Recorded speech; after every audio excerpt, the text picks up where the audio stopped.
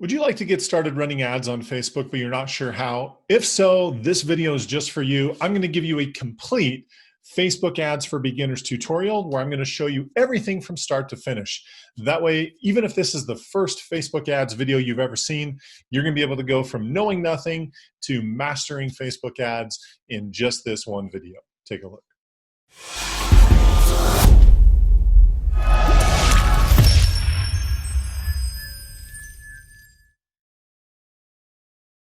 Hey everyone, Kevin Smullin with 2Q Lead Generation Strategies. Thanks for being here. If you are brand new to our channel, what we're all about is helping real estate agents, hopefully just like you, generate more leads, set appointments, and close more deals. So if you want more tips and more strategies on growing your business, especially through online and social media marketing, this is the place to be. Please consider subscribing. We'd love to have you here as part of our channel. Today's video, we're going to be doing a complete walkthrough through Facebook ads and showing you all the ins and outs of it. Now, because Facebook ads is a significant, there's a lot to it. This is going to be a longer video because I'm going to try to not skip anything. I'm going to try to be super detailed on what we do. Now, if you're wanting to see how we use the information I'm going to share with you today to generate leads and set appointments for people and market to their past clients and sphere of influence, I have a master class that I've recorded. It's a 2-hour master class, totally free. And I'll put that in a link in the description below. Go check that out. So in today's video, like I said, I'm going to be doing a complete tutorial of Facebook ads. Now, if you've been boosting posts, I recommend not doing that. In fact, I'll put a link right here to a video that I did just recently about why you shouldn't boost posts and why running ads is better. So rather than getting into that again here, go check out that video. But running an ad is much better for your business than boosting a post, mostly because you get to pick the options. With boosting, you're pretty limited. With Facebook ads, you have full control. So with that, let's go ahead. I'm going to jump right in. And so the way that you're going to create an ad, you're going to click on that green create button, and it's going to take you to a screen that looks just like this.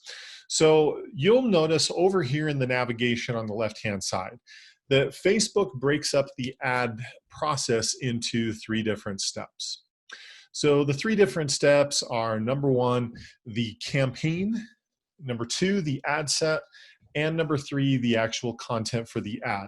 Now, it's important to understand the difference between the 3, because especially if you want to come in and edit something after you're already done, you're going to be going, Kevin, I don't know where that is. And again, depending on what it is you want to edit, that's where you're going to find it. If you're wanting to change like the special ad category or the objective, then the campaign is where you want to go to change that. If you want to change the audience or the placements or the budget and schedule, then the ad set is where you want to go. And likely if you want to change the, likewise, if you want to change the content for the ad, then obviously that's going to be in the ad. So again, it's important to realize these 3 different steps because that's the way that the Facebook ad system works. Now, I'm in the real estate industry. All my clients, that's who I work with, is in the real estate industry. And so the very first thing that's important is right here in this special ad categories, you need to check this box and say, yes, this is an ad for a special ad category. You'll notice at the time of this recording, there are 4 special ad categories. They've recently changed this and added the last one about social issues, elections, and politics. I think that's just due to the nature of the world we live in today. But for especially credit, employment, or housing, since these are regulated industries, they have certain anti-discriminatory practices that they've put in place for those industries. If you're in real estate, like my clients are, and you do not check that box, your ad will automatically be rejected. In fact, in my business, I'm technically not even in real estate because I don't sell housing. My business works with real estate agents, and anytime I'm marketing to them, I also have to check that box or Facebook rejects my ads, even though it has nothing to do with housing. It's just because it's in the real estate space. Now, the next thing that Facebook asks is what your marketing objective is. Now, the marketing objective is going to be different depending on what your outcome is that you want to have happen. So the question I always ask everybody is, what is your intent with running an ad, right? Is it to get more people to your website? Is it to have more people watch a video? Is it to get people liking, commenting, and sharing? Is it to generate a lead? Because depending on what you want to accomplish, that's going to depend on the option that you pick. So in real estate, if you're wanting to drive people to a website, then traffic is a great option for that.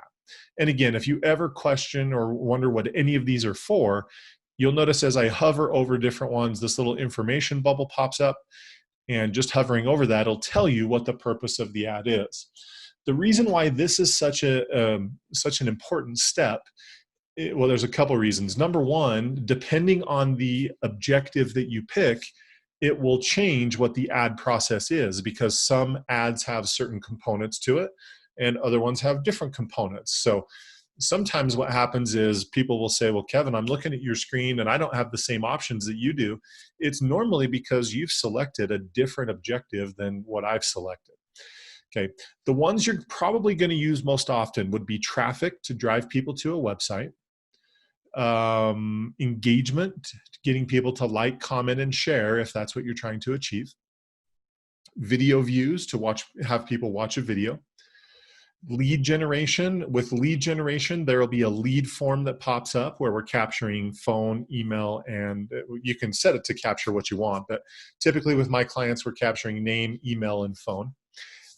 Or messages, having somebody send you a direct message, or if you're using like a Facebook chat bot, like ManyChat or something like that, you would use this option.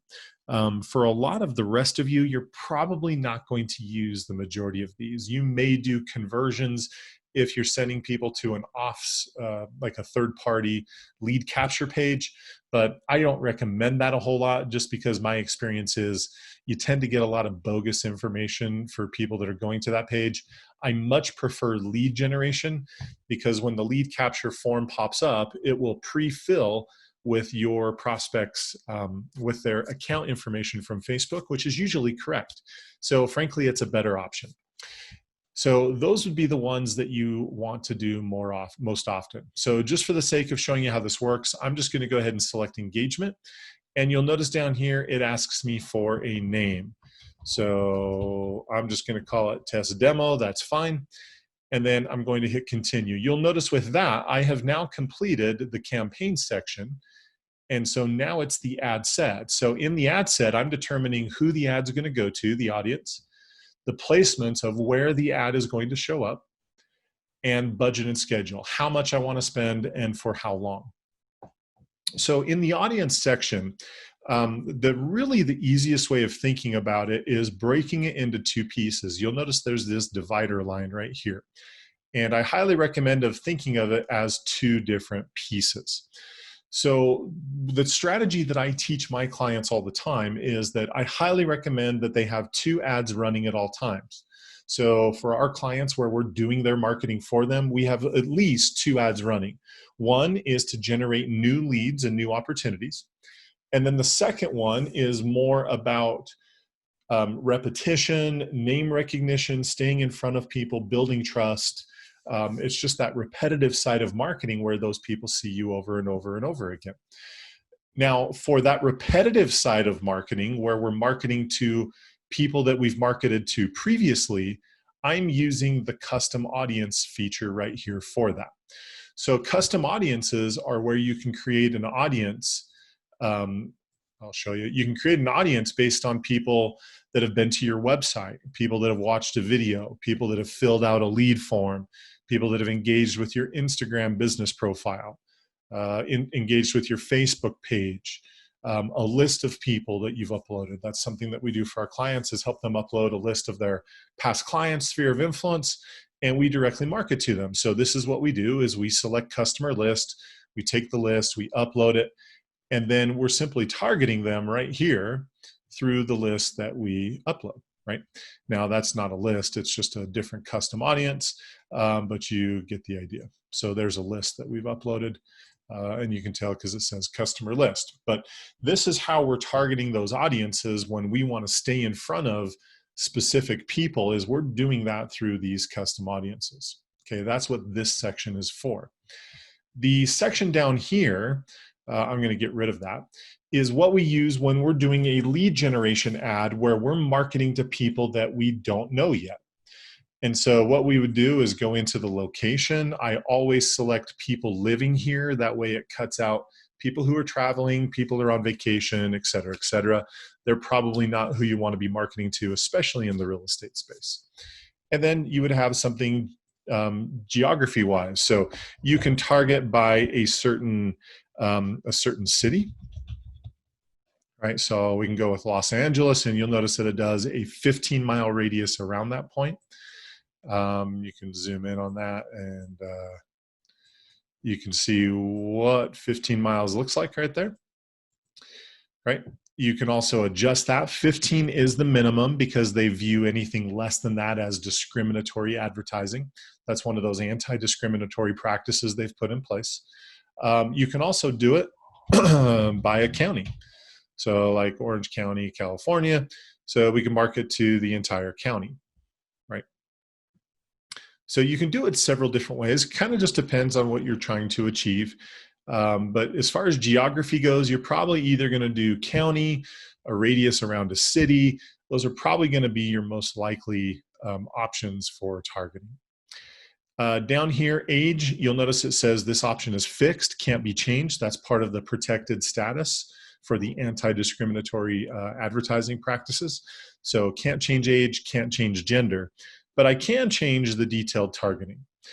And this is where we do some targeting to get in front of the correct people. So a lot of times I'll start with Zillow, because the thought is if people are interested in Zillow and they're checking out their page and going to their website and doing those things, those are people who there's a good chance they're going through the process of potentially buying a home. So that would be one that we would want. You can also type out like realtor.com for a similar type of audience for the same thing, right? But then if you click on suggestions, it will give you other ones that are similar to that. So a lot of what we're doing here for targeting kind of just depends on what it is that we're doing for marketing. So if I'm going after like finding buyers for a property that's like a first-time buyer home, then we would do things like first-time buyer grant. We would also go after people who are renting, those kinds of things. If I were doing something that was more on the upper end, then I would do something like luxury real estate. You notice there was also that luxury vehicle. Those would also probably be people we would want to be in front of. And so again, you're going to adjust this depending on what it is that you're marketing. With the changes that Facebook made last year, they did take out a lot of the demographics and things that we used to use. But what I have found from experience over the last almost year since they've made that change, here it is 2020, almost July of 2020. My ads have only done better with the changes that they've made, even though they took out those demographics. So it really hasn't changed the results a whole lot. But you'll want to test and try different combinations, different things here. But this is how, in the audience section, you're determining who it is that's going to see the ad. Okay, those are the settings that we do most often. If you're doing some language advertising, I have some clients that do the majority of their ads in Spanish. Then again, you can just type in whatever language and you can target people based on that. Okay, so that pretty much is that section. With placements, you either have the option of having all placements that Facebook recommends or manually selecting the placements that you want. I always pick manual placements because I don't always like the spots that Facebook wants my video or wants my content to show up. So there are these three options for, I've picked an engagement ad. That's why you're seeing what you're seeing. And so for that type of an ad, there are these three options available. So Facebook, Instagram, and the Audience Network. Audience Network is third-party websites where Facebook purchases advertising. So if you want your content to be seen outside of Facebook and Instagram, then you would want that checked. If you don't want it there because you don't know what websites it's going to be on, then go ahead and uncheck that box, right? Now, Instagram, if you're using Instagram, keep it checked. If you're not, then leave it unchecked. But some of the placements, all of these are fine. Stories are also fine. Some of the ad objectives that you pick will allow you to put it in stories, which is fine. But in stream, if you've ever watched a video and then all of a sudden it says ad is starting soon and then an ad pops up, that's what in stream is. Most people absolutely hate that. So I typically don't do that one. In article, same thing. I typically don't do it because as people are reading an article, an ad pops up and it just irritates them. So I don't do that one either. And then apps and sites, if I want it on third-party sites, I'll keep that checked. If I don't, then I just simply uncheck that box. So typically that is the settings, as well as stories. If I'm using a format that allows me to use stories, those are typically the ones that I'm doing. And then budget and schedule, again, this is the part that's going to be different every time you run it, just depending on what your objectives are. So you could do a $5 a day, oops, that's 500. You could do a $5 a day budget. And you'll notice every time I change the number or change the budget, these numbers right here, the estimated daily results, those are changing. So when I selected the targeting up here, Facebook estimates how many people that is. So for what I've defined, Facebook's estimating 3.7 million people, which obviously that's a huge, that's a huge market of people. So the targeting up here reflects in this number here, the total potential reach. The budget down here is basically Facebook saying for this amount of money every day, we expect to show your ad to this many people per day. And because I said it was an engagement ad, Facebook is estimating that this number of people per day would engage. So these numbers that you're seeing here are estimates across all of Facebook, which a lot of them are not real estate based. And so these numbers are not necessarily realistic for the real estate industry. I tell people never to focus on this number. This is the number you're looking at because this is roughly how many people will see it per day. You'll notice if I change that to 10 bucks a day, that number changes as well. It basically just doubles. So again, it's really just a matter of setting the budget that you feel comfortable with, that you want to spend. The minimum is $1 a day. That's the minimum that you can do. And then you have two options as far as schedule. You can have it run perpetually, or you can set a start and an end date, which is what I typically do with my ads, because real estate ads are usually not good forever. Like typically we're running them for 7 to 10 days and then swapping it out. So if that were the case, you know, I might go 7 days at 10 bucks a day, and Facebook's telling me that I would spend $70 total on that ad, right? So I don't ever touch optimization because it's going to be optimized depending on what I said for my objective. So whatever you select for the objective, Facebook optimizes the ad for that.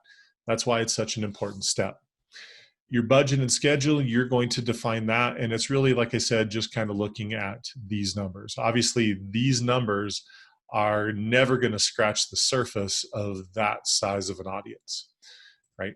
But that's what I'm looking at is what's the total size for what I'm spending, how many people am I going to get in front of? And that's really what we're looking at. So now that I've set my audience, my placements, and budget and schedule, the ad set is complete. So I'm just going to hit continue. And then when I get to the ad, this is where I'm saying, okay, I want the ad run from this page. So I'll pick my business page. And if I've selected Instagram as one of my placements, then I can select the Instagram account right here. Okay. So the identity section is where you're just picking the entities that you want associated with the ad. What business page and what Instagram profile if you're using Instagram. Okay.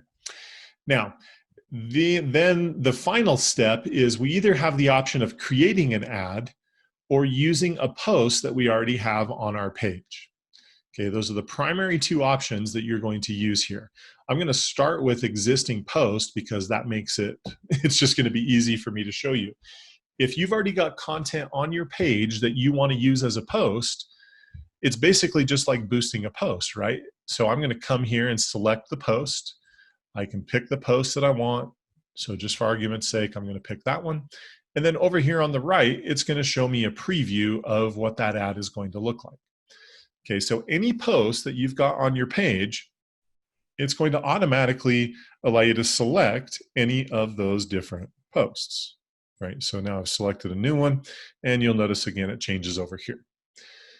Okay, so one thing that may be simple for you is just to create a post on your page and then come into the ad and use the post as the ad content. Okay, that's one way of doing this. The second option is to create an ad.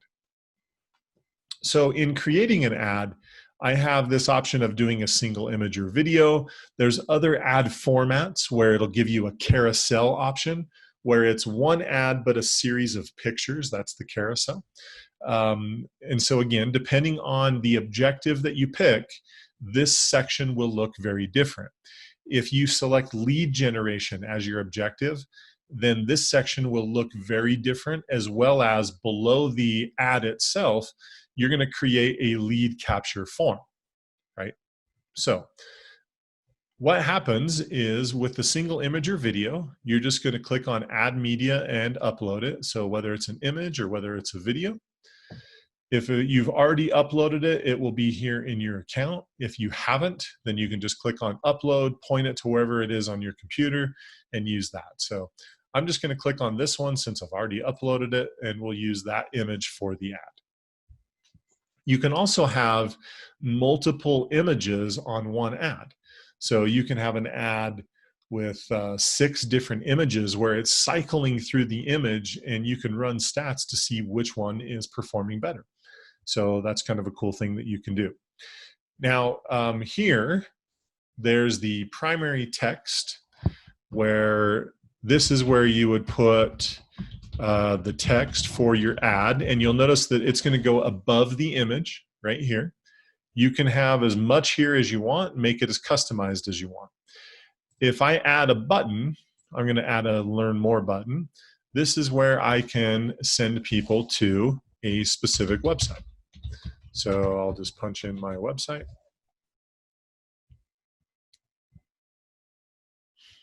And it's rendering the preview. And so now it's got my information about my company, and it's basically just pulling in the Facebook page name with this learn more button. And when people click on it, it's going to take them to my URL. Now, you'll notice that with with this, because I said it's an engagement ad, we're pretty limited here because we're not necessarily so concerned with an engagement ad about sending people to a website, right? That would be a traffic ad. And if we were doing a traffic ad, there would be a lot more options here. But for what we're doing, just for engagement, getting people to like, comment, and share, these are the options that we have. Again, if you had selected a lead generation ad, then between this section and this section, there would be the lead capture form. They're called instant forms, and you would build that, right? I've got other tutorials that show you how to do that. So go check out one of those. You'll see the step-by-step for the lead capture form. I want to keep this video as short as possible. And then for the most part, you're probably not going to be doing a ton here unless you're sending people to a website. In our case, we're sending them to my website.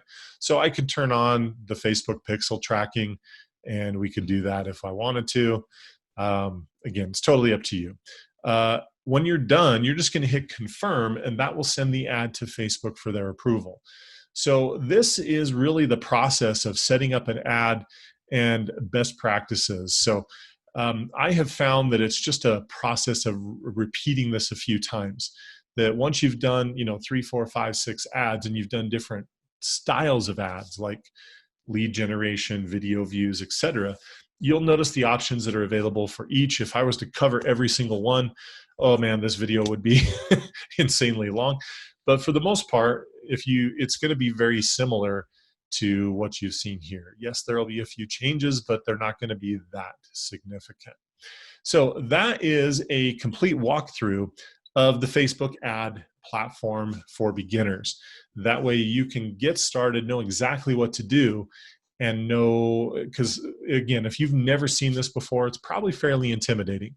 And that's where people just get overwhelmed and they decide they're not going to do it, is because they've just never seen it, and they don't know where to start.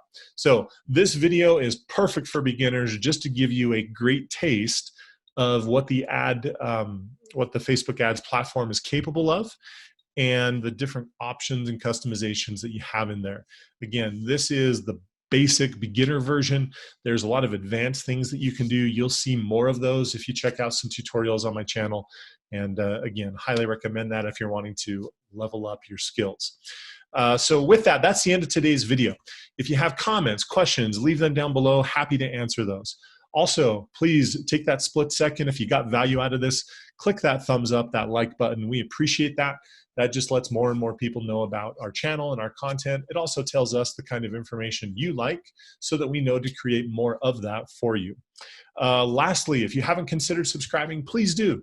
I think you'll find some great tips, strategies, ways to grow your real estate business, and it's a fantastic place to be. Other than that, make it a great week. I'm going to put up a couple of videos right here just to continue your learning and show you more tips and strategies on growing your business. Other than that, make it a great week. Keep crushing in your business, and we will see you soon. Take care.